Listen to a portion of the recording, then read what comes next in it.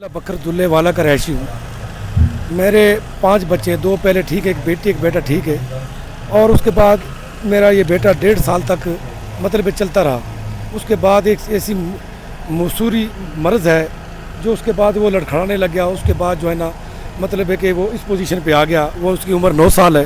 ये दूसरी बेटी अभी ये 7 साल की है। ये भी इस तरह पहले चलती थी और ये भी ऐसी मसूरी मर्ज़ में मुब्तला होगी। अब ये 2.5 साल की मेरी बेटी है। ये अभी चलने मतलब उस मर्ज़ में मुब्तला हो चुकी है। ये जो ना अभी चल रही है लेकिन लड़खड़ा के, इनको भी वही बीमारी है। तो एक मियाँ वाली की कम्प्लेक्स डॉक्टर न्याजी कम्प्लेक्स में उसने गारंटी दी है कि 18 से 20 लाख रुपए आपके बच्चों का इलाज होगा। 1 साल तक ये इलाज होगा। मैं गारंटी देती हूँ कि इनको चला कर दूँगी। उन्होंने ये गारंटी दी है। और जनाब मेरा घर जो है ना अभी सिर्फ 4 मरले का प्लाट है और मेरा घर नहीं है। मैं अभी तक किराए पे था। और जनाब मैं मतलब है कि रेडी लगाता हूँ। ये अखराजात ये इलाज में अफोर्ड नहीं कर सकते, इसलिए मैं यहाँ इस्लामाबाद में आया।